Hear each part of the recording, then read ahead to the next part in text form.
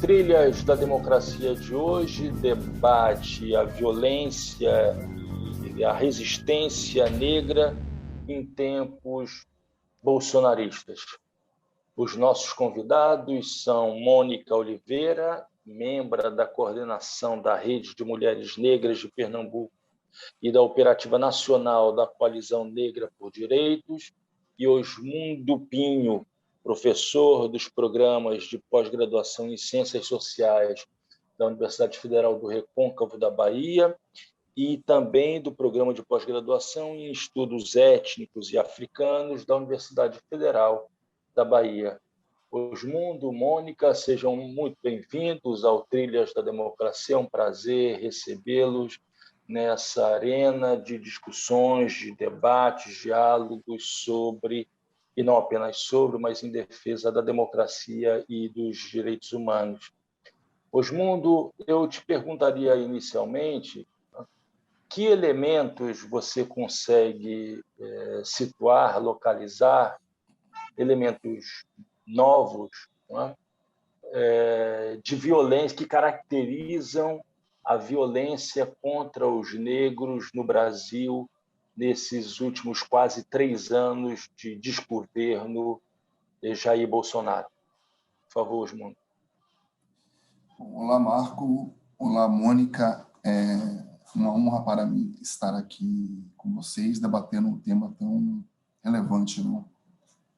Eu quero, inicialmente, render minha homenagem a todas as famílias que perderam entes queridos, amigos, parentes, em função da pandemia do Covid-19, que em nosso país desenrolou-se sob escandalosa e criminosa inoperância de setores do Estado que deveriam ter assumido a liderança no combate à pandemia, não?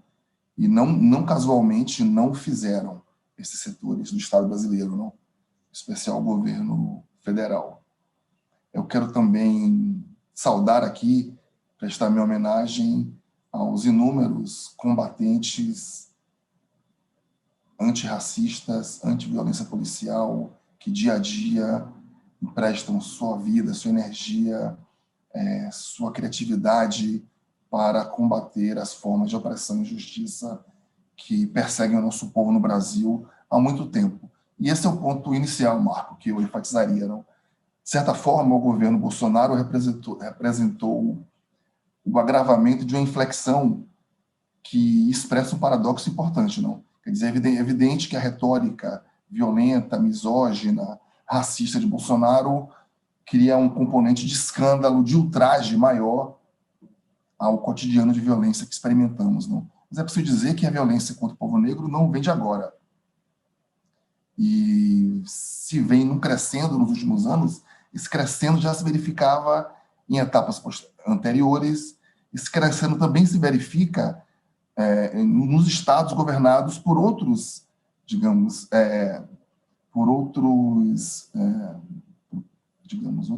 outras tendências políticas, outras agremiações políticas, não, com outra retórica, mas que, ao fim e ao cabo, produzem os indicadores de violência que nós conhecemos. Não, não dá, eu diria, para discutir democracia no Brasil, de fato, sem discutir a violência contra o povo negro. A sociedade brasileira é violenta de um modo em geral, mas a violência racial tem uma dimensão que é estruturante da sociedade, não? Que funda, digamos assim, o projeto nacional do Estado-nação no passado colonial e que permanece até hoje, não? Como muitos de nós usualmente apontamos, no período parafascista que vivemos, não? O que ocorre é que parece que há uma reemergência, digamos assim, um renascimento de um ódio ancestral contra o negro, não? E a assunção disso. Então, o período, digamos assim, inaugurado pela mística da convivialidade racial no Brasil foi, obviamente, posto abaixo, não? Graças ao concurso de muitos ativistas, homens e mulheres, e também pesquisadores, não? Mas o que aparece no lugar, não, da falência da democracia racial parece ser também, digamos assim, a consciência do ódio racial, não? Que é o que agora mostra a cara de uma maneira muito mais efetiva, eu diria. Mônica, do ponto de vista da reação a essa violência exacerbada que, na fala do Osmundo, assinalou um momento de exacerbação, de uma inflexão, quais seriam as novas formas de organização, de resistências? Você que é assessora parlamentar de uma das grandes experiências de representação, você é assessora parlamentar da mandata coletiva das juntas na Assembleia Legislativa de Pernambuco, né? E você representa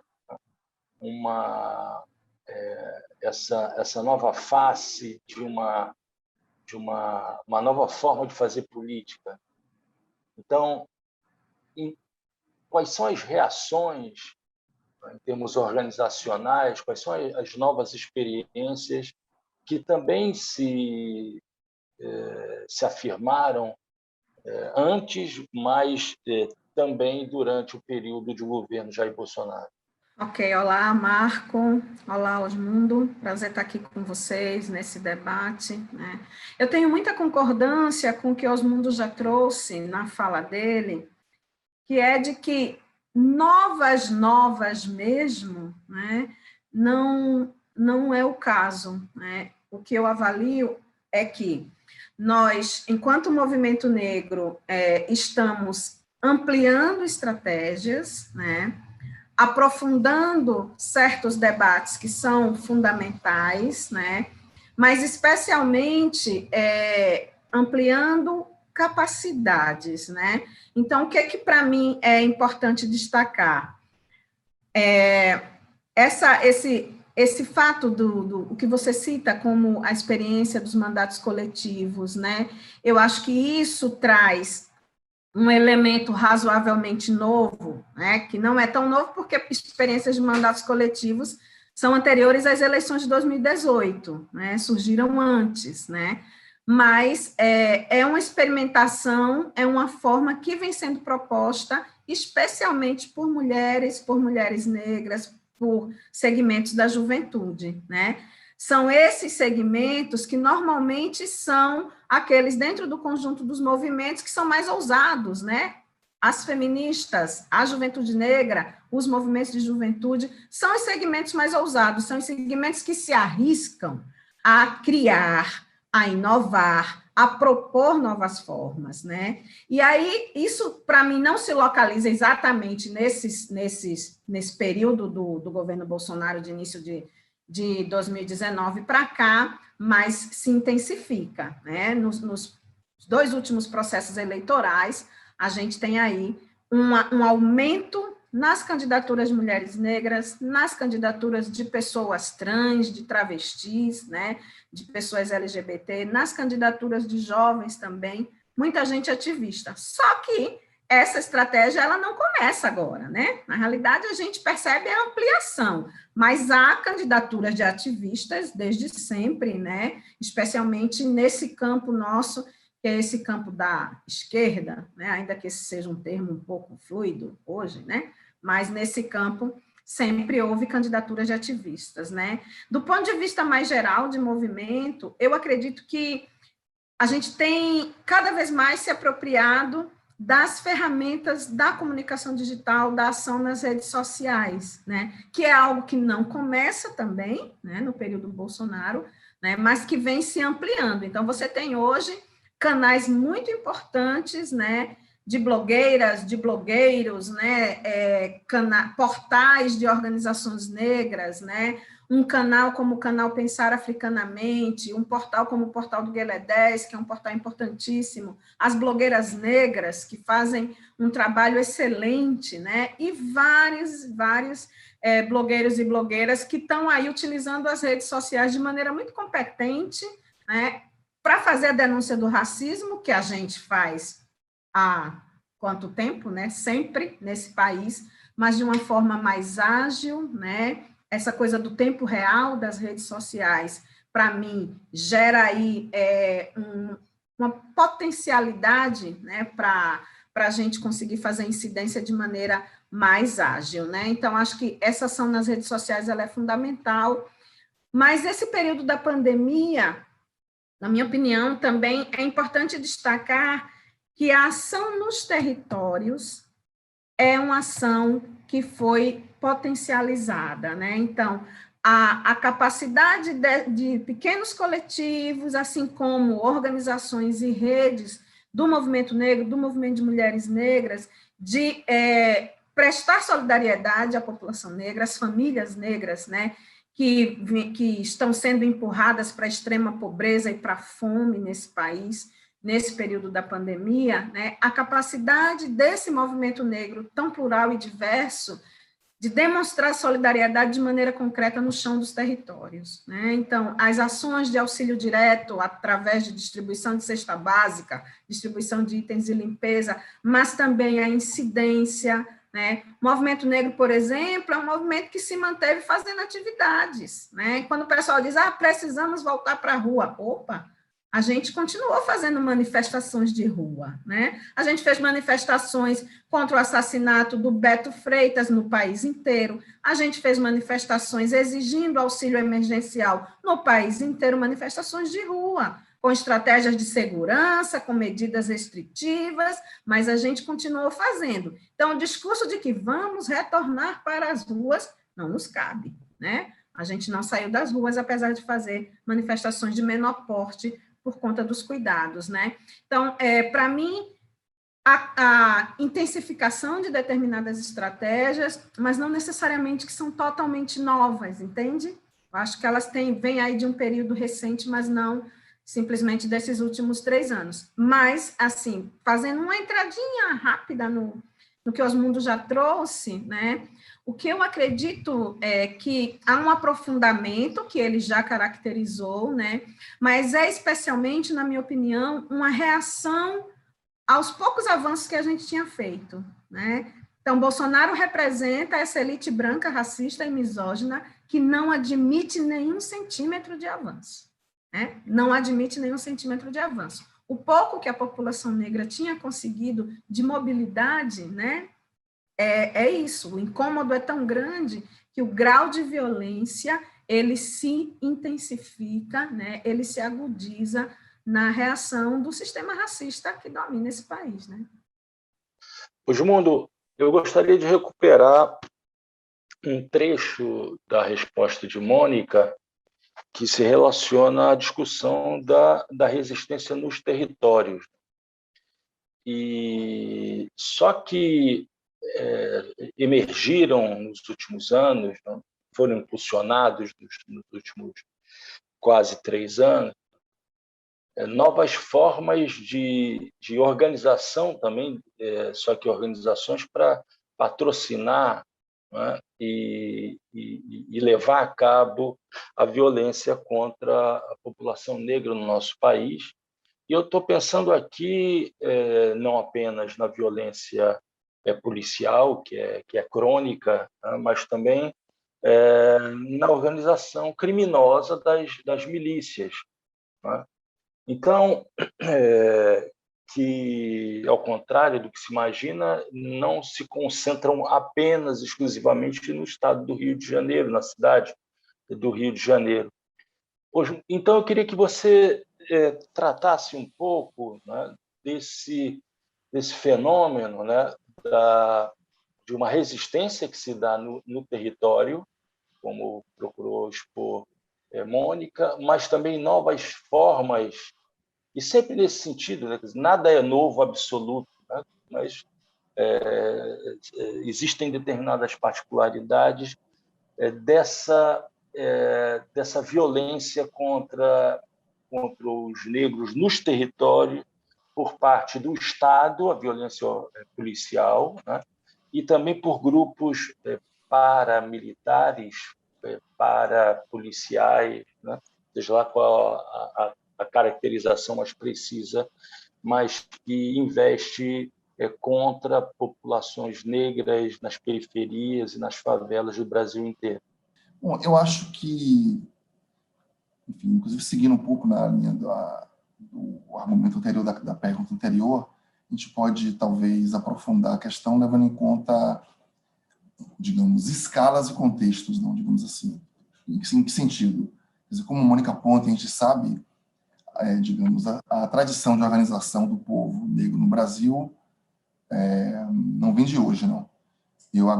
Agora tá sendo lançados os textos do Luiz Gama, não? E quem leu, já disse, por exemplo, que ele já falava de violência policial, não? Naquele momento, 100 anos atrás, mais, não, 100 anos atrás. E agora, claro, ocorre que agora, quer dizer, a sociedade mudou, não, na verdade, em alguns sentidos, ou em muitos sentidos, não? E um desses sentidos tem a ver com, digamos assim, e é nesse sentido que eu falo em escala, não?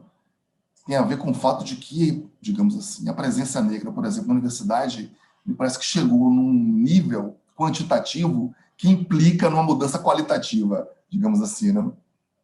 Quer dizer, então, o movimento negro hoje em dia não tem uma face apenas mais, nem uma sede, nem um discurso, nem um estilo, mas se capilarizou e se multiplicou em inúmeras faces, estratégias, abordagens no campo da arte, no campo, por exemplo, da defesa da liberdade religiosa, contra a intolerância, que é tão violenta também contra as casas de candomblé, de umbanda, de religião de matriz africana, se multiplicou na emergência de coletivos LGBTQI+, de feministas negras, não, de estudantes universitários, de quilombolas, de trabalhadores, de intelectuais negros, não. Então há de fato digamos assim, uma multiplicidade, digamos assim, que coloca a iniciativa e a força negra em outro nível, não?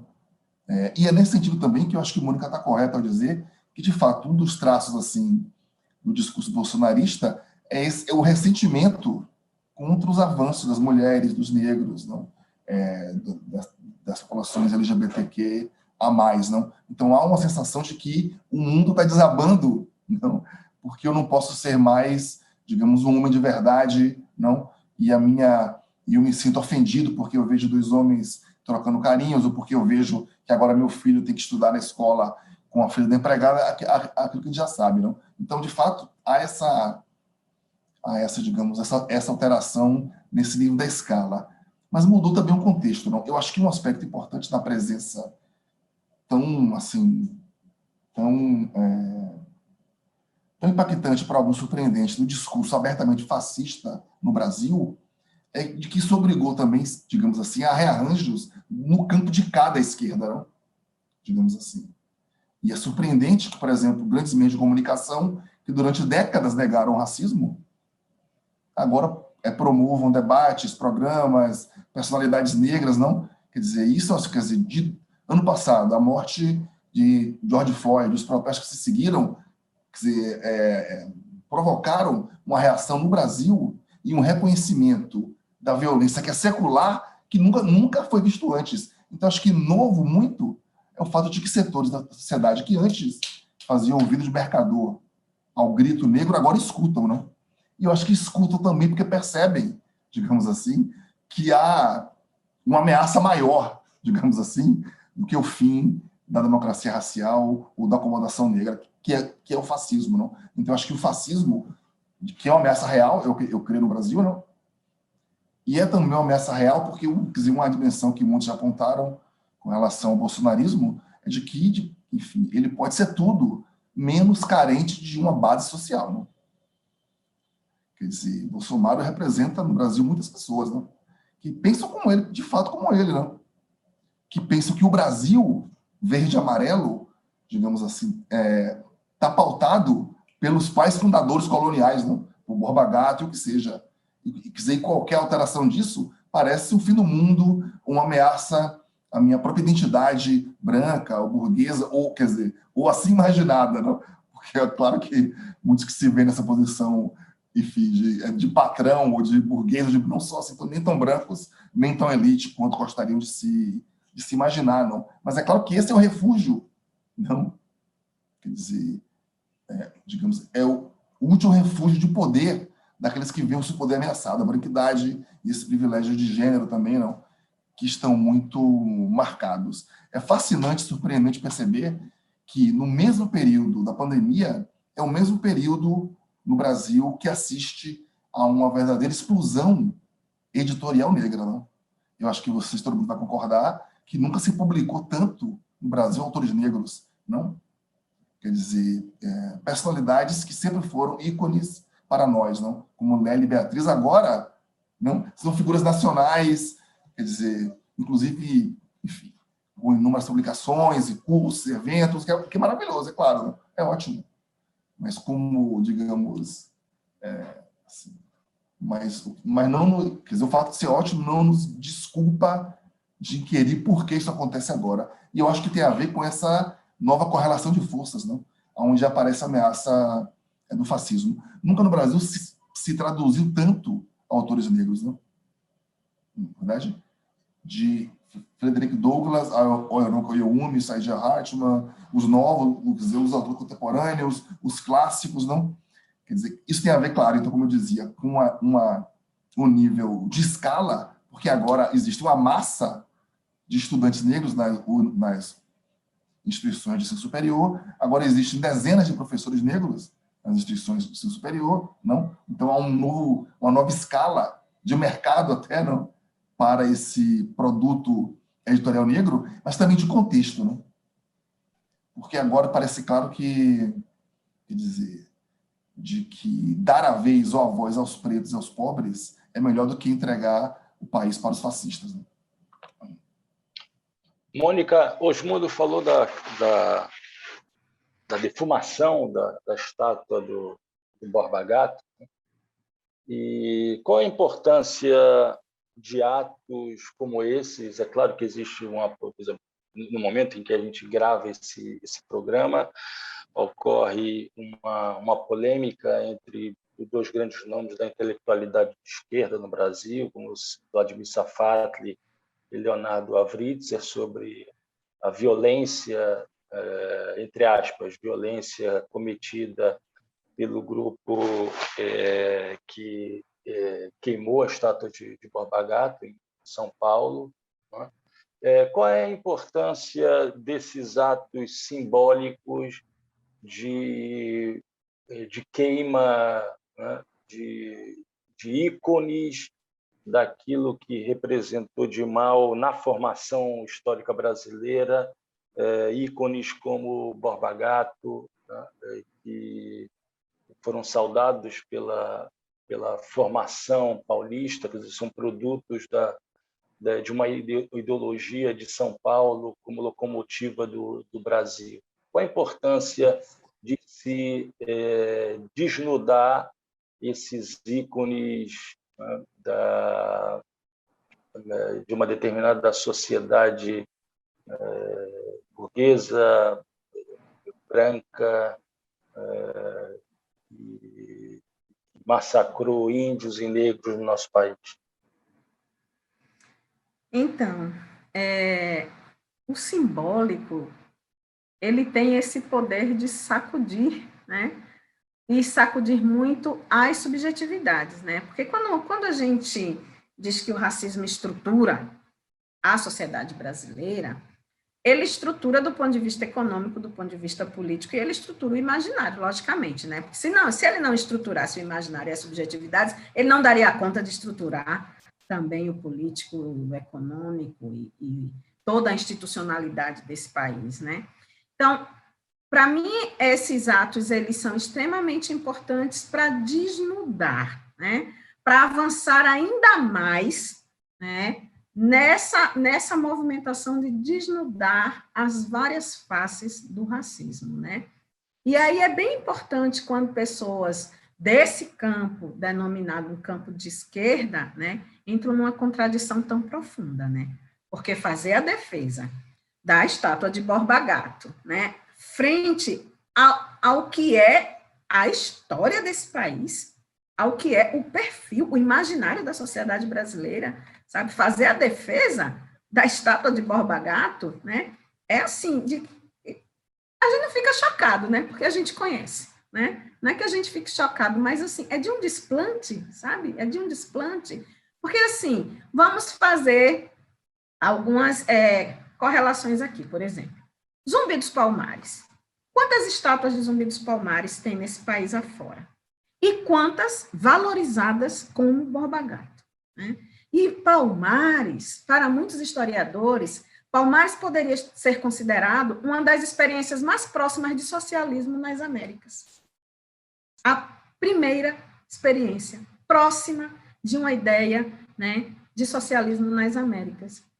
Por que Zumbi não é um grande herói para esse país, né? Claro que a gente sabe que a resposta é porque tudo é determinado pelo racismo, é uma sociedade fundada no racismo e tal. Mas por que também que essas mesmas pessoas nunca fazem a defesa de que é preciso ter estátuas de heróis negros, né, pelo país afora, né? Então, eu acho que é bem importante, porque nós também estamos num período em que as contradições nesse campo dito progressista estão cada vez mais expostas. Cada vez mais expostas. E isso é importante para a luta contra o racismo, né? Porque nós, em vários momentos, ficamos reféns de determinadas alianças políticas que raramente são profundas o suficiente para operar conosco mudança estrutural, né? Então, a gente tem pequenas vitórias, pequenos avanços, mas do ponto de vista estrutural, as mudanças quase inexistem, né? Ou inexistem, né? Porque quando a gente vê a fragilidade daquilo que foi conquistado, como rapidamente políticas públicas, né, legislação é desrespeitada sempre, e as políticas e programas mínimos que a gente alcançou são tão frágeis que rapidamente tudo vai sendo dizimado, tudo vai sendo sucateado, né, inviabilizado. Então, essa exposição, né, das contradições profundas desse campo da esquerda e desse campo progressista, elas são muito importantes nesse momento. E um fato como esse, da estátua de Borba Gato, trouxe à tona muita gente, né? Várias figurinhas que agora ficaram queimadas, ok? Várias figurinhas, né? Porque não aguentaram, né? Se expuseram, né? Mas acho que é importante, porque é importante também demarcar esses campos. Para mim, um dos desafios da ação contra o racismo no Brasil é justamente uma coisa meio nebulosa, sabe? Dos aliados. Quem é mesmo aliado? Quem que não é? Tal, porque o discurso do antirracismo, ele está na pauta do dia. Quem, neste campo, não diz que é antirracista? Todo mundo é, né? Todo mundo é, né? Mas, quando chega mesmo, na hora do vamos ver, para segurar, junto com o movimento negro, junto com os ativistas e as ativistas negros que estão no combate, aí o antirracismo já fica um negócio mais ou menos, né? Não é, também não é para ser tanto, né? Já fica uma coisa mais ou menos, né? Então, eu acho que é bem importante essa exposição, né? Porque acho também que a gente está vivendo um momento em que vários segmentos desse movimento negro, que é muito plural e muito diverso, né? Vários segmentos estão se recusando a continuar em relações de subordinação, alianças políticas subordinadas. Nós não estamos mais dispostos a isso, né? A manter alianças subordinadas. E uma grande parte desse campo progressista de esquerda está acostumado a alianças subordinadas, né? Que a gente segue a agenda de luta deles o tempo todo. Então, vocês do movimento negro precisam vir para a nossa luta, né? A recíproca, né? Que todo mundo vai se somar, então, à luta contra o racismo, nem sempre se dá, né? Nem sempre é verdadeira. Então, eu acho que eu considero bem importante, né? Acho que toda a movimentação que está sendo feita ainda precisa ser ampliada para defender essas pessoas, né, que fizeram esse ato, né, garantir que essas pessoas não sejam criminalizadas da forma como está se tentando fazer, né, então acho que é bem válido, né, e acho um ato de ousadia e de grande significado, né. Acho, inclusive, que essa defesa toda que se faz, para mim tem que se fazer uma ligação também como o que a gente classifica como violência racial é muito além da violência policial, como foi dito no bloco anterior, entende? Porque, por exemplo, quando você pega o tema desse programa, que aquele tema que você conversou comigo, Marco, as várias formas de violência contra a população negra no Brasil, e quando a gente afirma que a violência é um fator que estrutura as relações no Brasil, o Brasil tem uma sociedade profundamente violenta, né? Uma sociedade que violenta crianças, e eu não estou falando de violência sexual apenas, eu estou falando de uma sociedade em que se naturaliza bater em criança, uma sociedade que naturaliza a violência contra pessoas idosas, porque não produzem mais, que violenta os jovens, porque são um bando de responsáveis, que não ligam para nada, que não tem cuidado com nada, violenta os jovens, que violenta mulheres, né? E aí, do ponto de vista das mulheres negras, uma violência permanente de séculos, né? De objetificação, de hipersexualização, de jamais termos tido o direito de viver o mito do sexo frágil. O mito do sexo frágil nunca foi oferecido às mulheres negras. Ele sempre foi privilégio das brancas, né? E não que a gente queira ser tratada como o mito das frágeis, né? Mas o que significa para nós, no chão do nosso cotidiano, isso é um grau profundo de violência, né? Porque somos aquelas que aguentamos tudo, que somos fortes e tal. Então, assim, você pode... Eu poderia trazer para você aqui inúmeros exemplos de violências gravíssimas na saúde, na educação, no mercado de trabalho, tal. Então, a pessoa negra, ela é atingida por diferentes formas de violência ao longo de toda a sua vida. Então, a violência policial, ela é um aspecto, né? Claro, grave, né? Em crescente, né? Ampliação, porque o relatório mais recente do Fórum Brasileiro de Segurança Pública diz que no ano de 2020, um ano de pandemia, a violência nunca foi tão grande desde 2013. Desde 2013. Os maiores índices foram em 2020, num ano de pandemia, né? Então, claro que a violência policial ocupa um lugar específico quando a gente fala de violência racial, mas essa sociedade, né, ela é permeada por essa violência racial, né, em todas as dimensões da vida de uma pessoa negra, né? Então, acho que é importante localizar, porque esse simbolismo em torno do Borba Gato, sabe? Ele recupera, por exemplo, a violência da vivência escolar das crianças negras, dos adolescentes negros, sabe? Que são obrigados a engolir esses heróis, né, sem nenhum tipo de criticidade, nem da parte de docentes, nem da parte de ninguém. Né? Eles são obrigados a engolir esses heróis, nossas crianças. A escola é um dos ambientes mais violentos desse país, né? A escola é um ambiente de violência, né? Violência psicológica, violência emocional, violência simbólica, né? Contra nossas crianças, nossos adolescentes, né? Então, essa situação do Borba Gato me chamou muito a atenção também por conta disso, né? Como é que a gente, então, interpela essa sociedade sobre esses heróis, né? Então, é isso mesmo, e a tarefa do movimento é essa mesmo, sabe? Um salve para a galera que queimou, né? Um salve, e que a gente consiga mantê-los fora da prisão, sabe? E dando o significado real que esse ato deve ter. Osmundo, no lugar da estátua de Borba Gato, isso, a pergunta tem um sentido figurativo, né? Que outras estátuas merecem ser construídas no Brasil? E quando eu falo outras estátuas, eu estou pensando que outras memórias precisam ser resgatadas. Você fez referência aí a Luiz Gama, por exemplo, que é uma figura praticamente desconhecida e que teve um papel fundamental na luta anti-abolicionista, na luta abolicionista no Brasil. Né?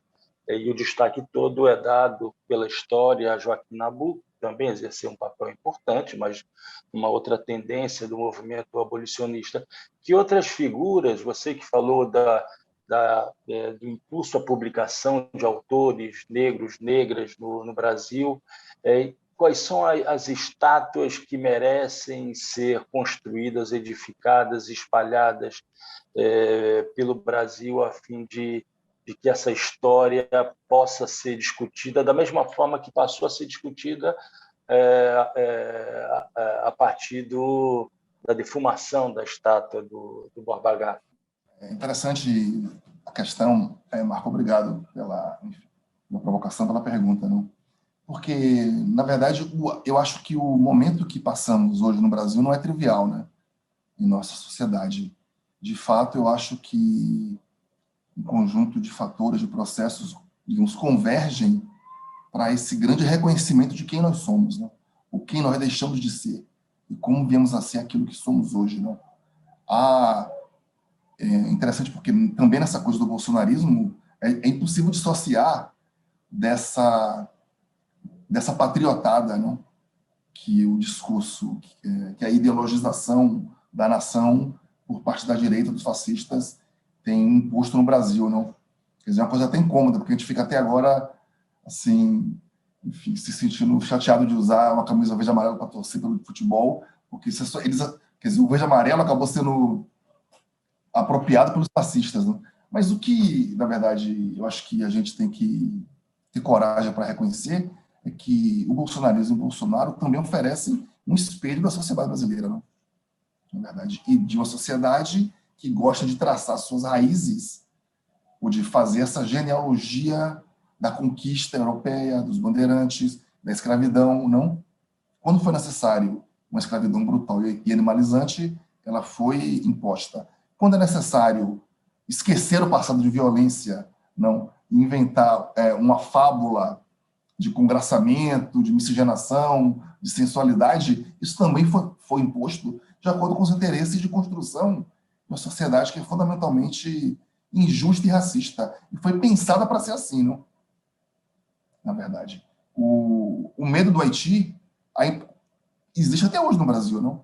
O medo da revolta negra, e por isso Borba Gato deixa as pessoas tão, inclusive pessoas legais, liberais, de esquerda, não tão tensas, porque é o medo de que a favela vai descer, de que as coisas vão sair do controle, não?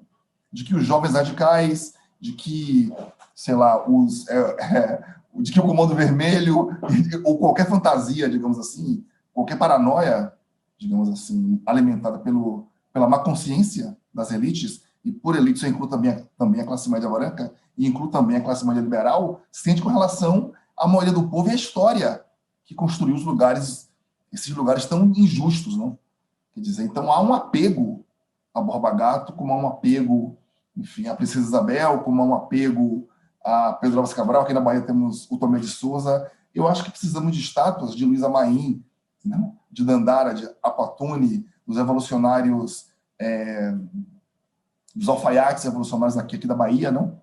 Que, junto com a Haiti, no bojo da Revolução Francesa, buscavam também como no Recife, não? Como também as inúmeras revoltas populares que o Nordeste, principalmente, não protagonizou no século XIX, principalmente, não? Mas também entrando no século XX, já Canudos, isso tudo, o cangaço, eu acho que toda essa energia rebelde, não?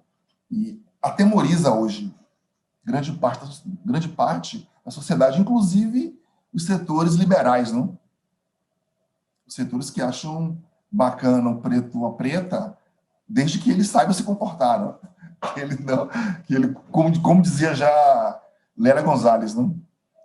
Aliás, a mesma Lélia, eu acho que nos dá a chave para entender como é possível, digamos assim, desfazer a narrativa nacional, não? Porque essa narrativa monumental do Borba Gato, do Ipiranga, tudo isso, não?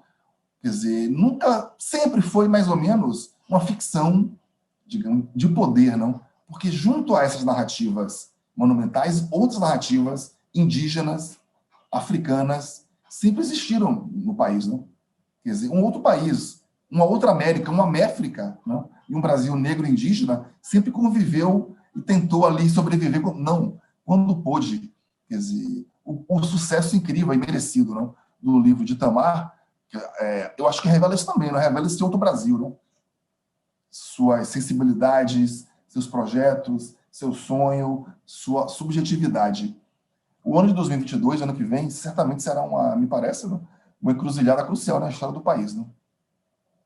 E vamos estar diante, de frente, acho que de duas alternativas, de duas opções claras, na verdade, não?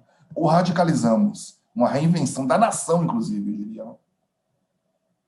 Do que significa ser brasileiro ou brasileira, ou então, enfim, vamos ingressar talvez num período aí muito triste, muito violento. Porque apesar de, obviamente, não ser fácil calar a voz de milhares de negros, no movimento negro, de indígenas, de estudantes, isso pode ser feito. Já foi feito na história, não? No passado, não? Milhares de vidas já foram ceifadas em nome de milhões, não? De um projeto autoritário. Isso pode ser feito no Brasil também. Eu acho que a gente não pode se iludir nem subestimar, não, o fascismo. E inclusive, acho que isso é importante para que a gente tome as decisões corretas, não? Que não serão fáceis e nem tenho muita clareza assim. Nós estamos prontos para isso, mas eu queria que vai chegar no Brasil uma hora da verdade. Mônica, nós estamos próximos do encerramento desse Trilhas da Democracia, mas eu queria aproveitar a deixa do Osmundo, e, na verdade, falou do próximo ano, o ano de 2022, pensando nas eleições, né? E eu pensei em 2022 como o ano do bicentenário da independência, né? E eu queria te fazer essa pergunta: que outra nação você imagina podendo se encontrar nas suas origens nessa virada do ano de 2022? Que nação é essa democrática que recupere um povo que sofreu, como você bem disse no decorrer do programa, diversas formas de violência no decorrer de mais de 500 anos de história?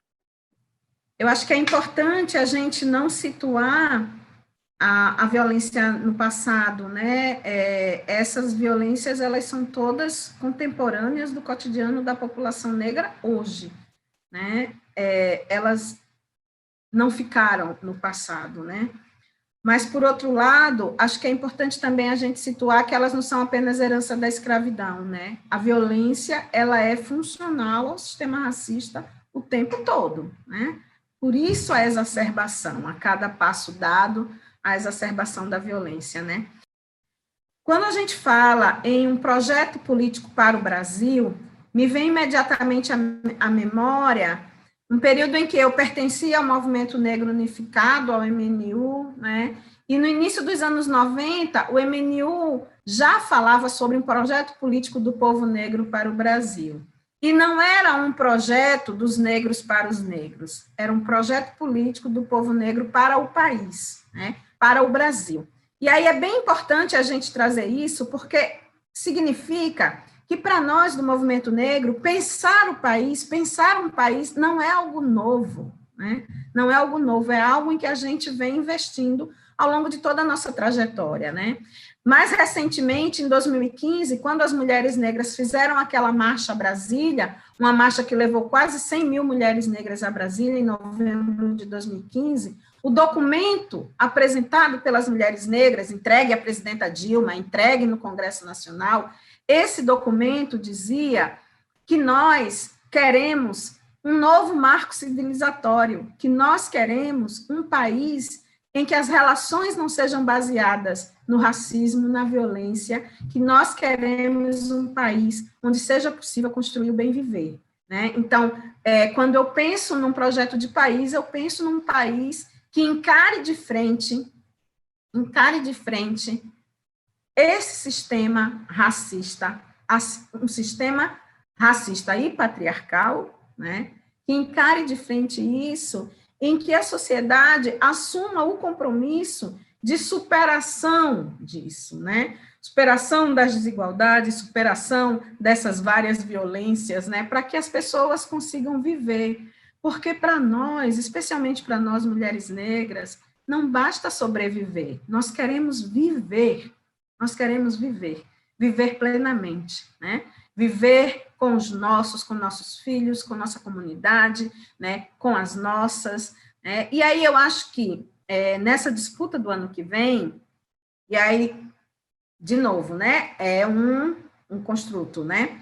Para mim, o Brasil hoje, existe no Brasil um projeto de país que está em curso e que avança de maneira veloz, que é esse projeto fundamentalista, né? Não por acaso, você falou em milícias, Marco, nos blocos anteriores, né?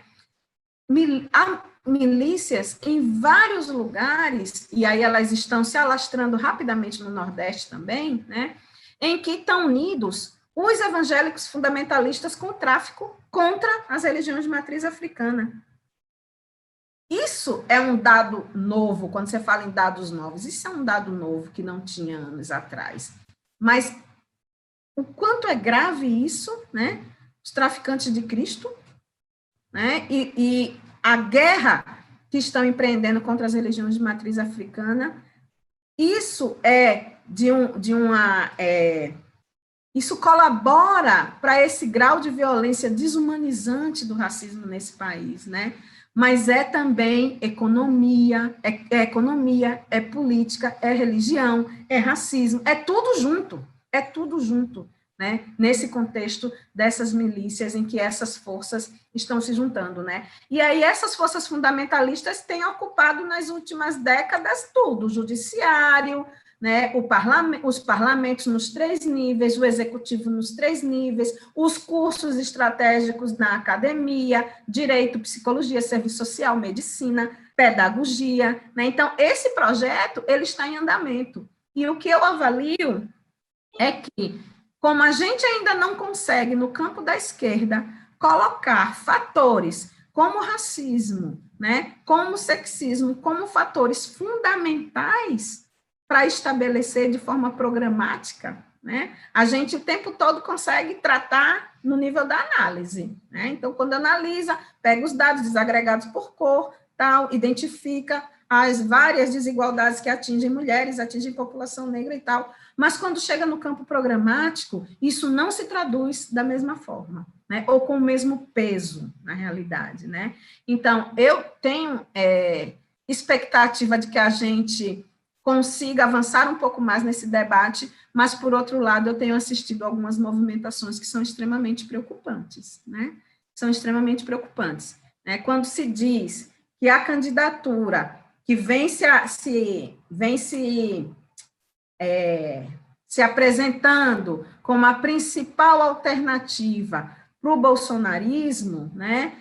Quando essa candidatura, né, quando a gente começa a perceber as movimentações de aproximação com setores muito próximos ou pertencentes também ao fundamentalismo, né, isso nos preocupa.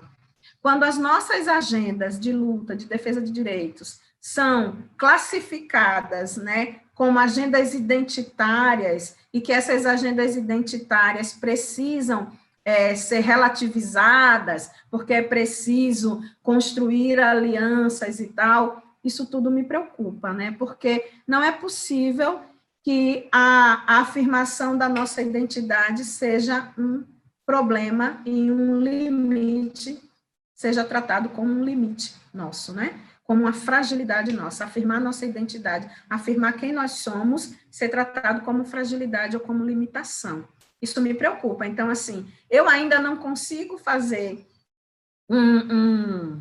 uma avaliação, porque eu acho que muita coisa ainda vai se movimentar nesse tabuleiro, né? Eu acho que há ainda muito chão pela frente do ponto de vista da movimentação das forças políticas, mas eu já tenho essas preocupações, né? E acredito que as coisas estão complexas, mas há alguns fatos que vão também, de alguma forma, expondo, né, as posições, expondo as compreensões que estão permeando aí essa construção dessa correlação de forças, né? Então, assim, encerrando, voltando para a pergunta que você fez, eu sonho com um país em que eu não precise me preocupar com o meu direito a viver a partir do que eu sou, entende? Que aquilo que eu sou, mulher negra, tal, não seja um permanente risco para mim, para as mulheres negras como um todo, né? Que o ser pessoa negra nesse país não seja um permanente fator de risco para nós. E, para isso, a gente precisa de mudanças estruturais na política, na economia, nas subjetividades, no imaginário e tal. A gente precisa de um novo país, né? E eu espero que a gente consiga avançar um pouco mais na construção desse novo país. Claro, não dá para ser muito como é que eu posso dizer? Não dá para ser muito esperançosa e tal, nem esperançosa, eu sou bem realista, né? Eu não sou muito otimista, mas eu acho que a gente está aí no esforço de construir isso, né? E esse esforço precisa ser reconhecido. O Trilhas da Democracia chega ao fim. Gostaria muito de agradecer ao Osmundo Pinho e Mônica Oliveira.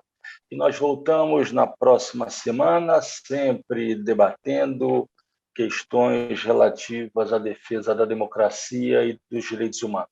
Até lá.